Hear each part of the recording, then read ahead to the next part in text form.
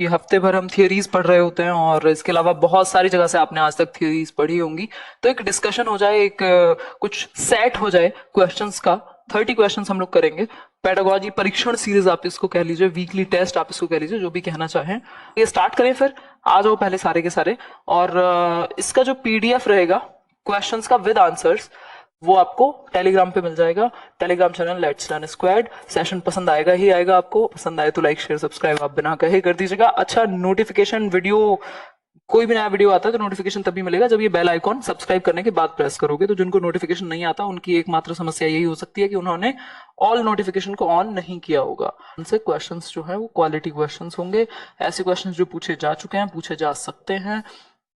चलिए question number 1 देखिए एक बार। आसान सा क्वेश्चन है, ट्राई बॉल कह लीजिए आप इसको।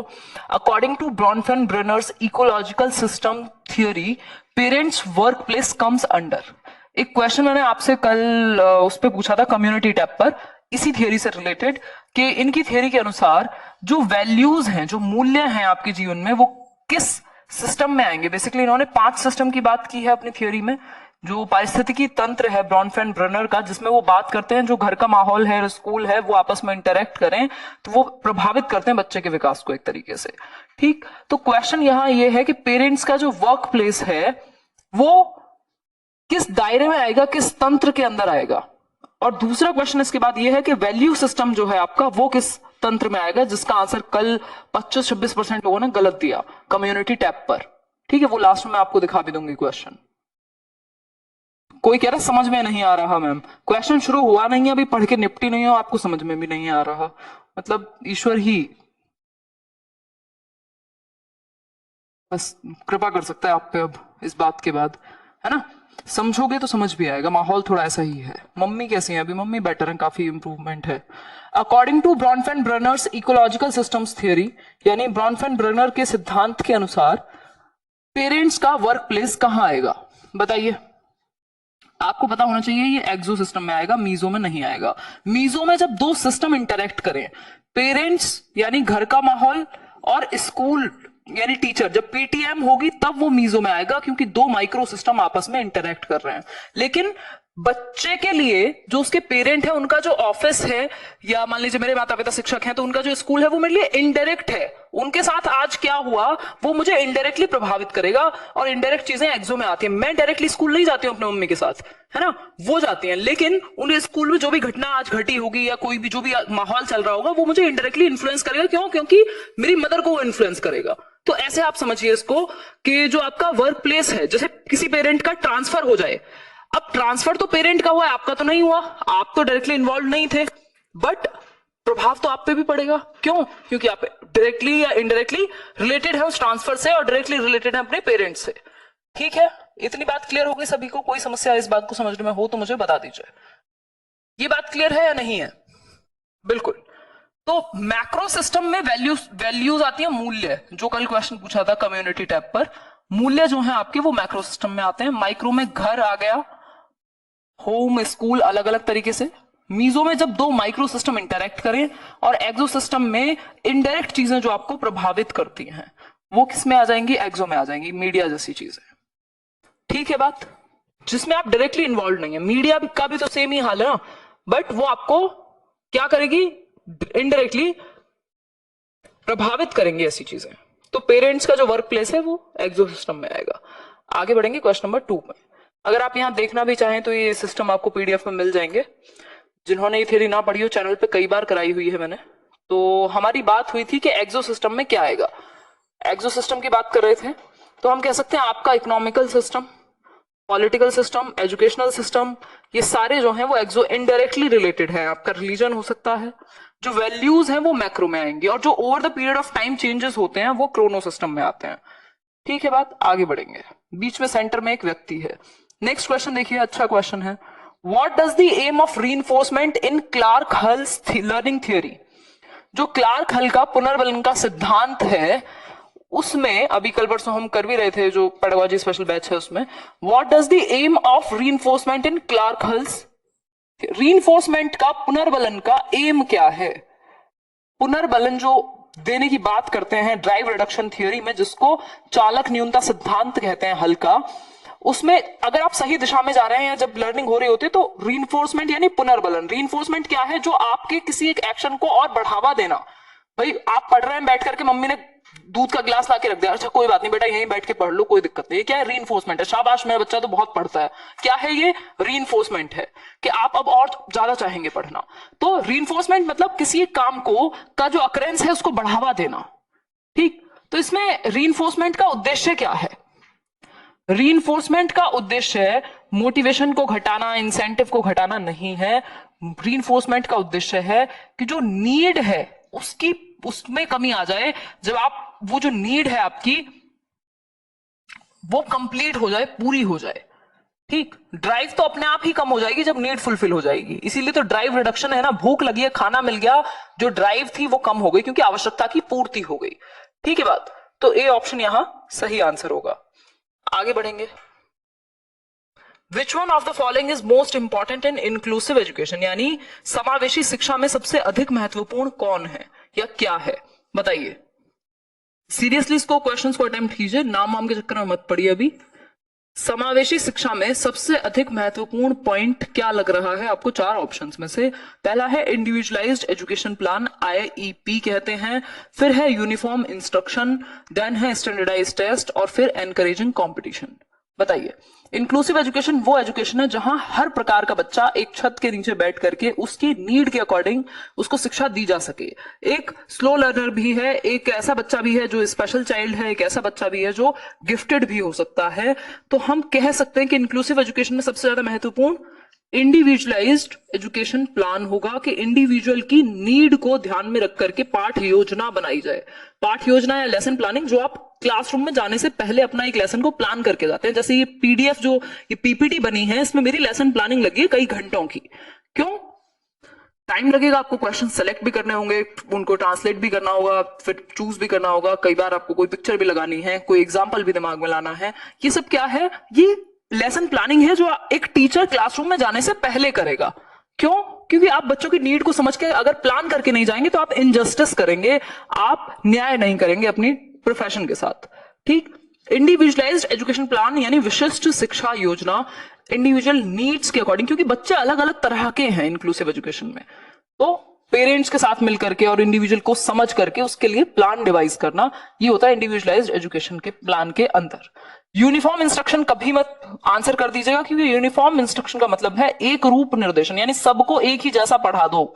ये पॉसिबिलिटी नहीं है। जब अलग अलग तरह के अलग अलग नीड के बच्चे हैं तो यूनिफॉर्म इंस्ट्रक्शन से नहीं चलेगा। आपको इंस्ट्रक्शन में डिफरेंशिएटेड रखनी पड़ेगी, अंतर रखना पड़ेगा। ये हम इंडिविजुअल डिफरेंसेस में भी पढ़ रहे थे कि यूनिफॉर्म इंस्ट्रक्शन नहीं, डिफरेंशिएटेड इंस्ट्रक्शन, विभेदी अनुदेशन, बच्चे की नीड को ध्यान में रखते हुए सबको एक डंडे से नहीं हाँकेंगे कि यूनिफॉर्म इंस्ट्रक्शन दे दें। स्टैंडर्डाइज्ड टेस्ट यानी मानकीकृत परीक्षण, इसमें भी हम इंडिविजुअल नीड्स को ध्यान में ठीक से नहीं रख पाते। स्टैंडर्डाइज्ड टेस्ट है, 20 लाख लोग एक साथ बैठ के दे रहे हैं, कोई लिखने में अच्छा है या नहीं हमें कोई मतलब नहीं है। ठीक, एनकरेजिंग कंपटीशन, ये सबसे बुरा है कि आप कंपटीशन को बढ़ावा दें, कंपटीशन को नहीं, आप अंडरस्टैंडिंग को बढ़ावा दें एज अ टीचर। याद है सब, तरंग गुप्ता कह रहे हैं, बहुत बढ़िया जी। चलिए क्वेश्चन नंबर 4 देखेंगे, कुछ 30 क्वेश्चंस का सेट करेंगे हम। विच of the following children fall under specific children category, यानी विशिष्ट छात्रों की सूची में या विशिष्ट बालकों के अंतर्गत कौन आता है? कौन से बच्चे विशिष्ट बालकों की कैटेगरी में आएंगे? बैकवर्ड चिल्ड्रन, विशिष्ट मतलब specific, gifted children, retarded children या सभी? बताइए, तुक्के मत लगाइए, जवाब दीजिए लाइक शेयर करने के बाद। ठीक है बात?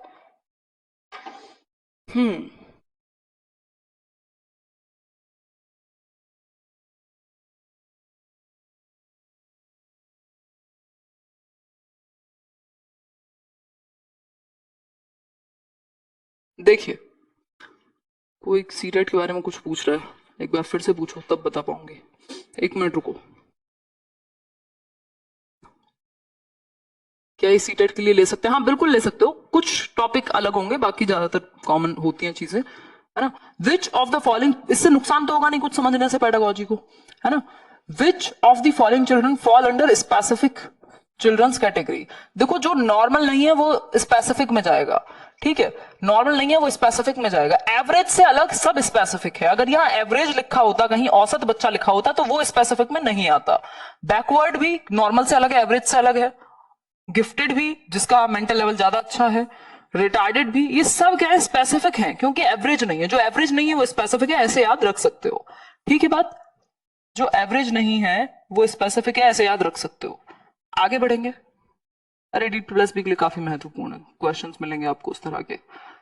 इन which one of the following technique the child earn objects which they can exchange for desirable items, services और प्रिविलेजेस। जो लोग बैच में पढ़ते हैं उनको एग्जैक्टली पता होना चाहिए कि अभी 2 दिन पहले एक टॉपिक कराया था, इसमें बात क्या हुई है, in which one of the following technique, यानी किस तकनीक के अनुसार बच्चा, किस तकनीक में बच्चा ऑब्जेक्ट्स को अर्न करेगा और बाद में उन ऑब्जेक्ट्स को चेंज कर लेगा डिजायरेबल आइटम्स या सर्विसेज या प्रिविलेज के लिए। मान लीजिए पॉइंट्स इकट्ठा किए कि 10 पॉइंट्स इकट्ठा कर लो, घुमाने ले जाएंगे, तो क्या हो गई, सर्विस हो गई। 10 कार्ड्स या 10 स्टार या 10 स्माइलीज इकट्ठा कर लो, क्या मिलेगा, फेवरेट टॉय मिलेगा या फेवरेट फूड मिलेगा। ये क्या है, टोकन इकोनॉमी कहलाता है। इस तरह का कॉन्सेप्ट, ये रीट में आया हुआ क्वेश्चन है। क्या कहलाता है, टोकन इकोनॉमी। स्किनर इसको यूज करते हैं अपनी थ्योरी में। दिया तो इसको कई अलग लोगों ने था, बट उनका नाम पूछा नहीं जाता जनरली। ठीक, तो टोकन इकोनॉमी के टोकन्स इकट्ठे कर करके आप कोई एक डिजायरेबल ऑब्जेक्ट या सर्विस लेकर के आ रहे हो। जैसे वो फन फ्लिप्स नहीं आते थे, अभी भी आते होंगे शायद, कि उसमें कार्ड्स निकलते हैं। जब आपके पास 100 पॉइंट्स इकट्ठे हो गए तो आपको कोई एक चीज मिलेगी, चाहे वो कोई फुटबॉल हो सकती है, कोई एक पेंसिल बॉक्स हो सकता है। तो वो जो टोकन्स हैं उनको इकट्ठा करके कोई डिजायरेबल चीज मिलेगी, टोकन्स के बदले डिजायरेबल चीज मिलेगी। आपने क्लासरूम्स में लगा हुआ देखा होगा, स्पेशली प्राइवेट स्कूल्स में ज्यादा होता है कि स्टार्स मिलते हैं बिहेवियर के, कि भाई 5 स्टार की रेटिंग है, 4 स्टार की रेटिंग है बिहेवियर की। उससे क्या होगा, ग्रेड मिलेंगे बाद में, ग्रेड से क्या होगा, रिवॉर्ड मिलेगा अगर फर्स्ट आए तो ये टोकन इकोनॉमी है जो पुनर्बलन के लिए काम में ली जाती है। आगे बढ़ेंगे। क्वेश्चन नंबर 6 देखिए, कुछ क्वेश्चन बिल्कुल अलग हैं, लास्ट तक जाते जाते आपको समझ आएंगे। जो मेरी बुक है इंग्लिश मीडियम वाली 4000 MCQs की, वहां से भी आपको कुछ क्वेश्चंस देखने को मिलेंगे। ठीक, हाँ चलिए। Students encountered many conflicting situations during their adjustment process. समायोजन की प्रक्रिया हम पढ़ चुके हैं यूट्यूब पर भी। ठीक, समायोजन की प्रक्रिया में बच्चों के सामने कई सिचुएशन आती हैं, कई कॉन्फ्लिक्ट्स आते हैं। टाइप्स ऑफ कॉन्फ्लिक्ट्स मुझे लग रहा है परसों ही हमने डिस्कस किया है। ठीक है, तो समायोजन की प्रक्रिया के अंतर्गत क्या है, कई टाइप्स की सिचुएशन हो सकती है कॉन्फ्लिक्टिंग, यानी द्वंद्व की सिचुएशन बन सकती है, जहां पे बच्चा कॉन्फ्लिक्ट में हो, जहां पे बच्चा डिसीजन नहीं ले पा रहा हो, ऐसी सिचुएशन हो जहां वो फंसा हुआ फील करे। ठीक, for example a student wants to admit his mistakes in front of the teacher. अब यहां पे एग्जाम्पल क्या है, कॉन्फ्लिक्ट की, द्वंद्व की स्थिति क्या है। एक बच्चा अपनी मिस्टेक को, अपनी गलती को अपने पेरेंट या अपने टीचर के सामने एक्सेप्ट करना चाहता है कि मैडम मेरे से गलती हो गई, मैंने ये गलती कर दी। या घर में मम्मी पापा के सामने हो सकता है कि आपने कोई झूठ बोला हो और आप बताना चाहते हो, बट आपको डर है किस बात का, कि कहीं पनिशमेंट ना मिल जाए। इससे तो अच्छा होता ना ही बताते। पहले तो मम्मी कहती थी सब बताया करो, है ना, और जब बताया तो डंडे पड़ने लग गए, है ना, या फिर प्यारी प्यारी बातें निकल के आने लग गई कभी कभी। ठीक, तो ये क्या है, एक तरफ तो एक पॉजिटिव बात है कि आप बताना चाहते हैं आपसे जो गलती हुई, है ना, आप एक्सप्रेस करना चाहते हैं या अप्रोच करना चाहते हैं। जब भी आप नियर जाना चाह रहे हैं, कोई एक डिसीजन या कोई एक्ट करना चाह रहे हैं जिसमें आप कोई चीज चाह रहे हो, तो अप्रोच आएगा। तो इसमें अप्रोच तो निश्चित है, तो अप्रोच यहां है और अप्रोच यहां है। अवॉइडेंस हटा देते हैं क्योंकि सबसे पहले तो अप्रोच की बात है, और नन ऑफ द अबव अपने आप ही हट जाएगा। तो चाहता है इसलिए अप्रोच करेगा, ठीक है, लेकिन डर है किस चीज का, पनिशमेंट का, तो अवॉइड करेगा, पनिशमेंट को अवॉइड करना चाहेगा। ठीक, तो अप्रोच के बाद अवॉइडेंस आना चाहिए, क्योंकि पनिशमेंट को कोई अप्रोच नहीं करना चाहता, पनिशमेंट को सब अवॉइड करना चाहते हैं।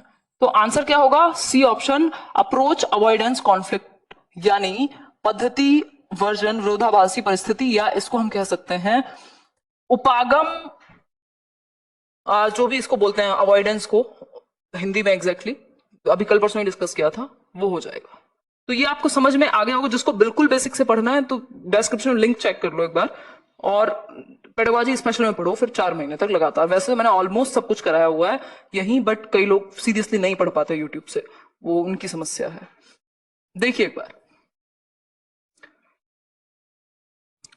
बुक मिल जाएगी अमेजॉन फ्लिपकार्ट पे।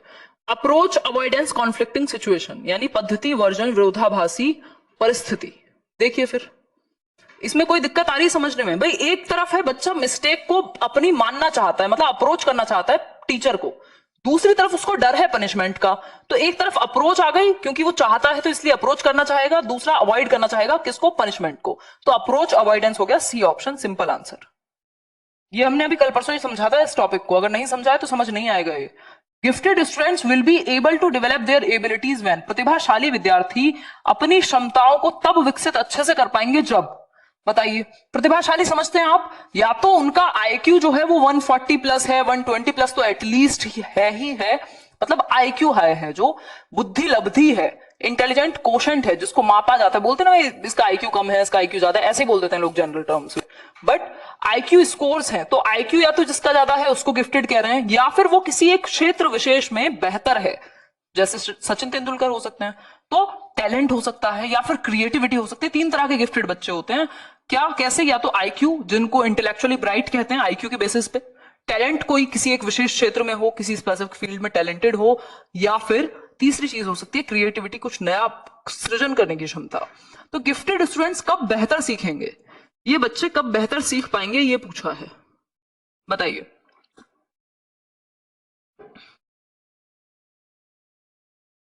कई लोग कह रहे हैं बी ऑप्शन। ठीक है, ध्यान से पढ़ लीजिए। बोर्ड तो ब्लर नहीं होना चाहिए, एक मिनट रुको मुझे चेक करने दो। बोर्ड तो एकदम ओके है भाई, आप थोड़ा अपनी क्वालिटी बढ़ा के देखो, 1080p पे करके देखो, ठीक है। वर्षा सिंह, इन बातों से कोई फायदा नहीं है, पढ़ाई पे ध्यान दो। किसी को फर्क नहीं पड़ता आप किस पॉलिटिकल इंटरेस्ट को शो कर रहे हैं, नौकरी आपकी आपकी मेहनत से लगेगी। वैकेंसी पे फोकस करो और पढ़ाई पे फोकस करो, है ना। मैं समझती हूँ आपकी भावनाएं, बट इन बातों का कोई मतलब ही नहीं है यहाँ। देखो, gifted students will be able to develop their abilities when they will be tested again and again. सिर्फ टेस्ट लेने से किसी की एबिलिटी तो आज तक निखरी नहीं है कि बस टेस्ट ले लो, हमारा ध्यान सिखाने पे होना चाहिए, ठीक है बस। They connect with other students in the learning process, जब वो दूसरे बच्चों के साथ पढ़ें, दूसरे बच्चों के साथ अधिगम प्रक्रिया में जुड़ें। बिल्कुल सही बात है, कोई दिक्कत नहीं है। फिर है दे will be separated from other students, अलग थलग करके आप नहीं सिखा सकते, एक साथ ज्यादा बेहतर सीखेंगे, बस मेथड में अपने परिवर्तन कर लीजिए एक ही क्लास के अंदर। They will study in private coaching classes, बस ये तो फिर अजीब सी ही बात हो गई, है ना। जब हम अपने बीएड में या अपने टीचिंग ट्रेनिंग में या स्कूल में ठीक से नहीं सीख पा रहे, तब फिर कोचिंग क्लासेस का रोल आ रहा है, क्या करें, है ना। They connect with other students, नहीं तो ऐसा थोड़ी, ज्यादातर थियरीज तो आपने पढ़ी ली थी बीएड में, फिर क्यों नहीं समझ आई? क्योंकि रोट वे से समझाया गया या फोकस नहीं था, ठीक। They connect with other students in the learning process, जब वो बाकी बच्चों के साथ क्लास में बैठ करके सीखते हैं तो हर तरह का डाउट सामने आएगा, हर तरह की एक्टिविटी सामने होगी, अलग अलग तरह के बच्चे होंगे, तो बाकी बच्चों के साथ अच्छा सीखते हैं, अपनी स्किल्स को अच्छा डेवलप कर पाते हैं अलग थलग की बजाय। तो बी ऑप्शन हो गया, वे अन्य विद्यार्थियों के साथ अधिगम प्रक्रिया से जुड़ते हैं तो बेहतर सीखते हैं अधिगम प्रक्रिया में, जब वो बाकी विद्यार्थियों के साथ सीखेंगे।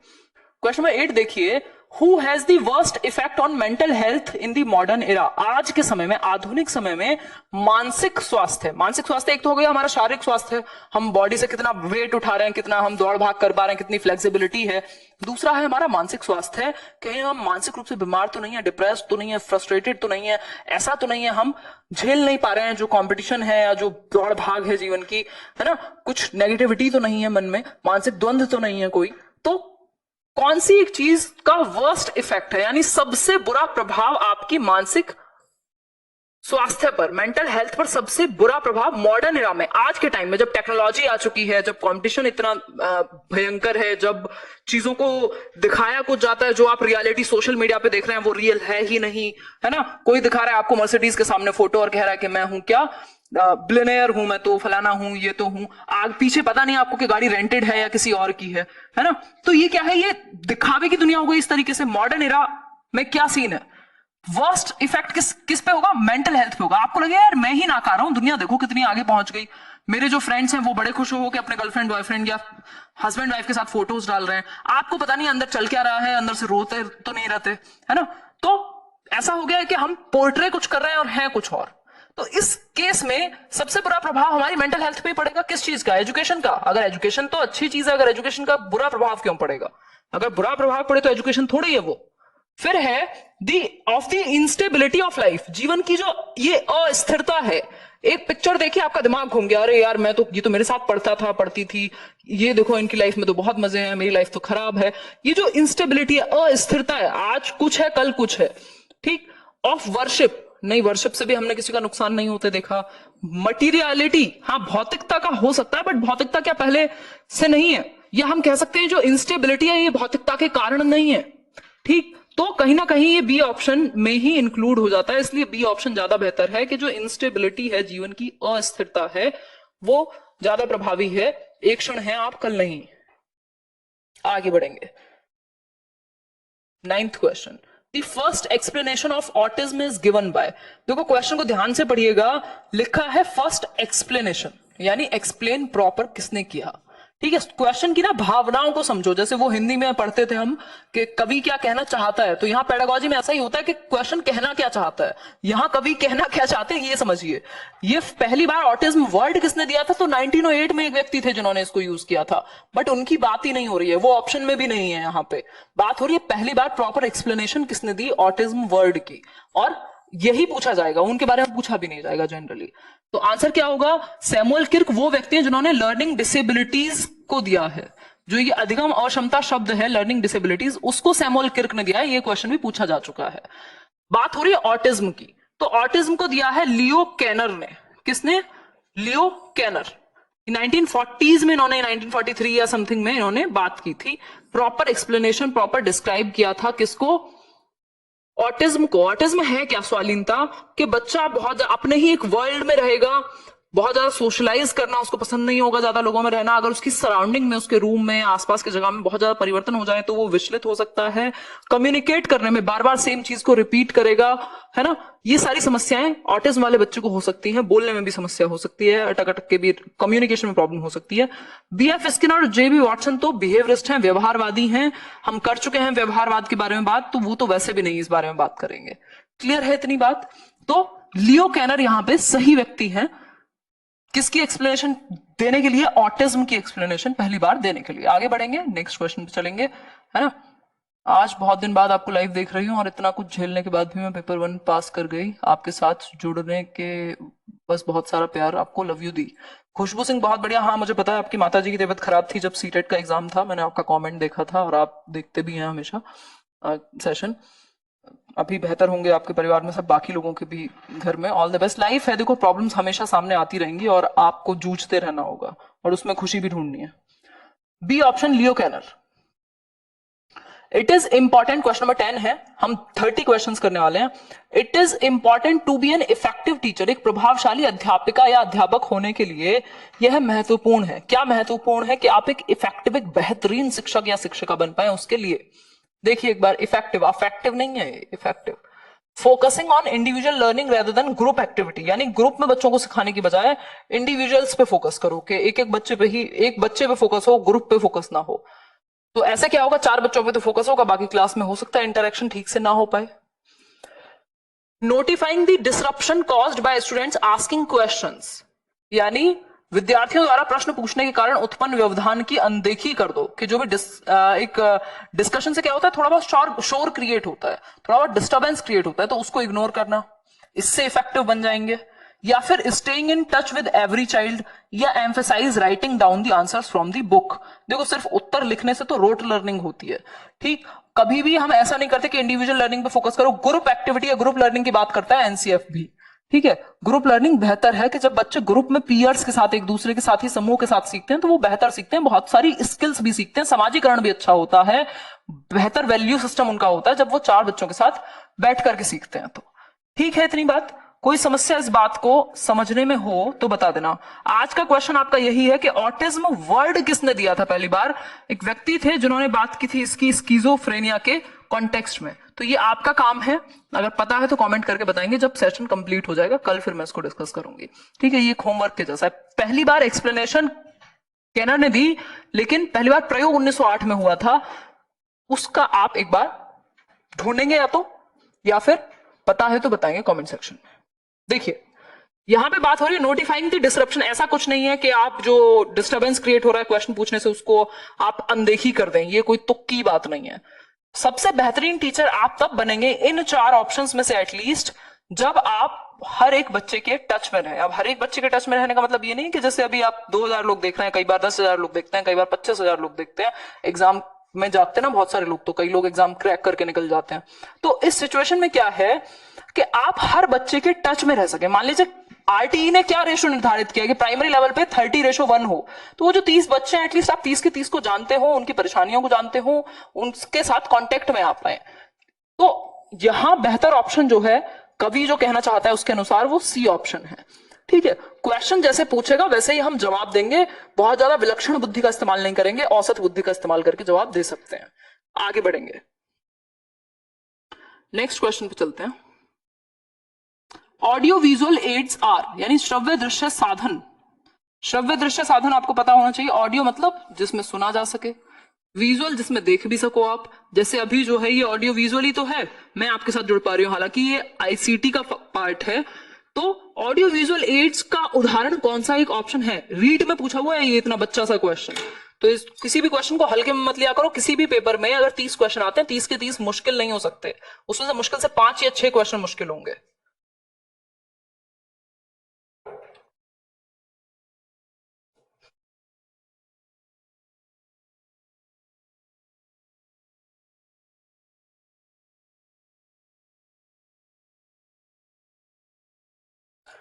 देखो एक बार, मूवीज, एग्जैक्टली मूवीज हो गई। अभी मैं और आप यूट्यूब के थ्रू जुड़े हुए हैं, यहाँ चलचित्र प्रस्तुत है। मूवीज में क्या है, आवाज भी आ रही है ना, मूव भी हो रही है चीजें। क्यों? क्योंकि एक वीडियो प्ले हो रही है। तो ऑडियो भी है, विजुअल्स भी है। पिक्चर में सिर्फ विजुअल है, पिक्चर में सिर्फ विजुअल है, इमेज भी सिर्फ विजुअल ही है, जिसको आप देख सकते हो, बोलती तो है नहीं तस्वीर।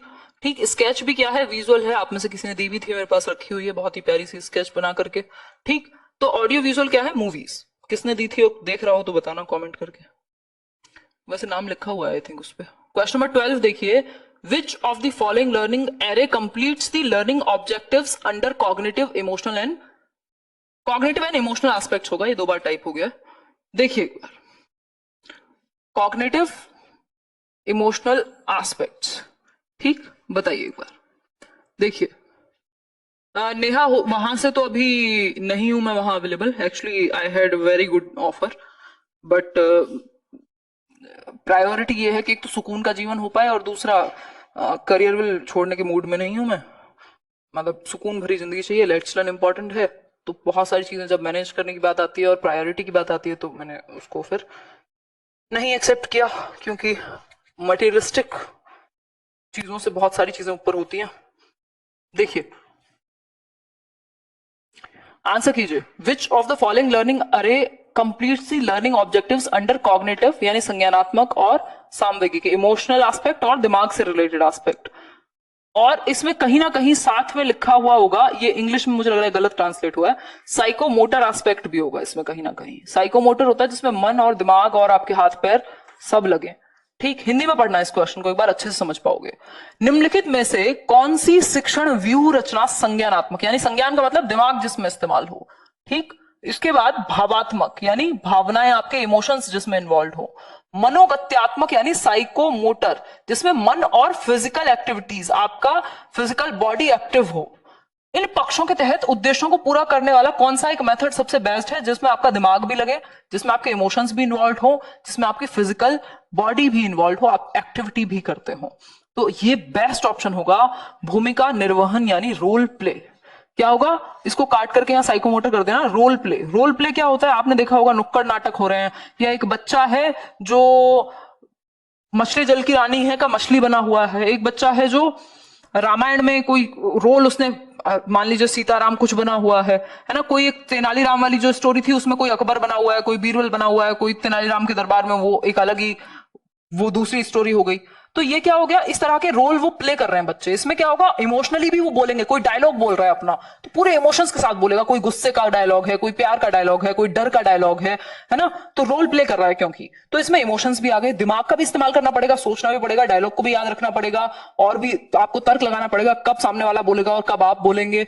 फिजिकल एक्टिविटी भी होती है, चल चल के भी वो, या कोई एक्टिविटी कर रहे हैं, आपने देखा होगा कभी रामलीला वगैरह, तो उसमें क्या है, पूरा क्या है, संज्ञान भी इन्वॉल्व है, इमोशंस भी इन्वॉल्व है और आपकी गत्यात्मक एक्टिविटीज भी इन्वॉल्व है, फिजिकल एस्पेक्ट भी इन्वॉल्व है।